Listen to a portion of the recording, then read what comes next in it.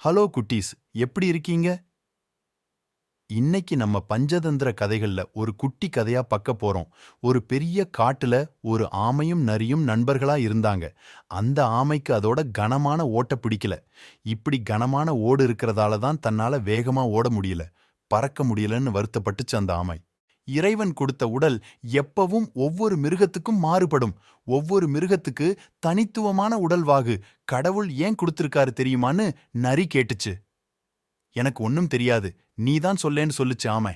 உடனே நரி சொல்லுச்சு, ஒவ்வொரு மிருகத்தோட வாழ்விடத்தை பொறுத்து இயற்கை கிட்ட இருந்தும் ஒவ்வொரு மிருகத்துக்கும் பொதுவா ஏற்படுற ஆபத்துகள் கிட்ட இருந்து காப்பாத்திக்கிடவும் அந்தந்த மிருகங்களுக்கு தேவையான உடல் அமைப்பை கொடுத்திருக்கிறாரு.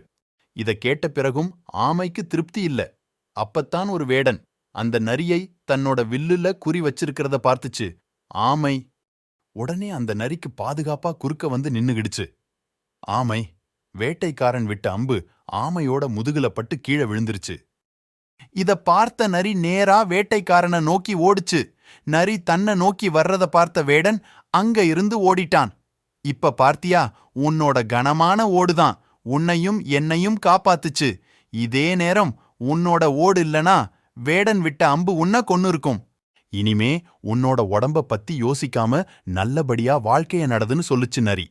நரி சொன்னது எல்லாம் உண்மைன்னு புரிஞ்சுகிட்ட ஆமை அதுக்கு அப்புறமா நல்லபடியா வாழ்ந்துச்சு.